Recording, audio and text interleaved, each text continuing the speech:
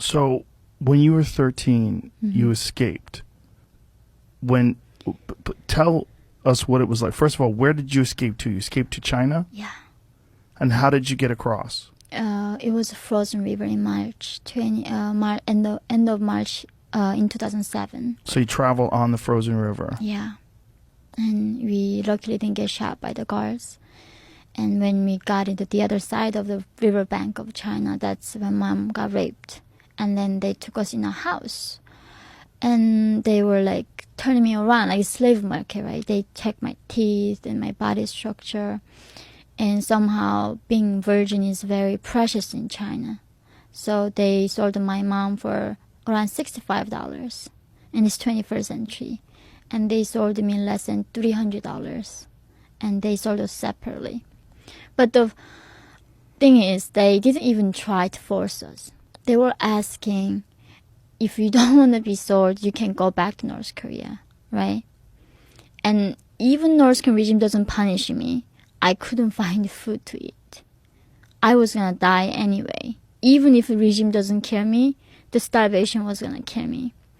And for the first time, I remember that night in the trafficker's house, I saw a trash can. And I did not know what it was. So I asked this lady, like, what is that? And then like a round thing. I said, oh, that's a trash. Like, what is trash? It's like, oh, the things that you don't need to throw there. Like, you can throw it away. And it's like, what do you mean you have things to throw away? Because we never needed a trash bin in North Korea. We had nothing to throw. Even these hairs, it comes down. We don't have like heating like that. We have to start a fire. And starting fire takes the paper is very precious. So we burn like hair there to try to start a fire. Like literally nothing was thrown away in that Even country. human poop, right? Yeah, I mean that's the thing. That regime cannot have a fertilizer. They don't even have the technology to have the fertilizer. So they demand us to bring the poop. And as a kids, you go to school, the teachers beat you and then go home and look for poop. So I would go on the streets and looking if anywhere like a dog pooped or somewhere. Of course, like all those dogs or poops gone. So finding a poop, and when you don't eat much, you don't poop like in North Korea like few times a month. It's Really? very precious thing. Yeah, of course. A few times a month. Yeah.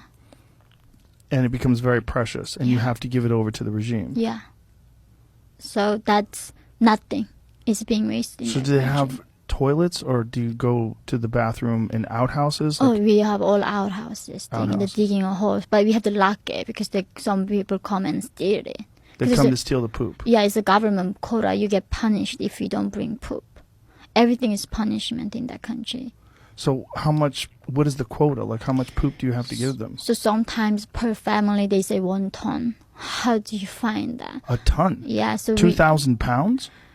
I do the kilograms, so like 1,000 kilograms, right? It's like a 1,000 ton, 1 kilograms. ton. So Yeah, it's about right. yeah, 2,000. So per family, or they give you the quota. So that's per year? Yeah.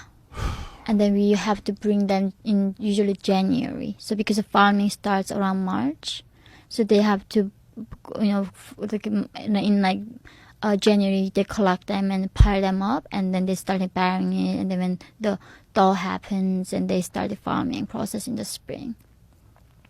And even then, you don't get any of the food that they're growing. No, it's a collective farm. So they take the 98% of the food to the regime, and then that 2% is spread among the elites who's running the farm.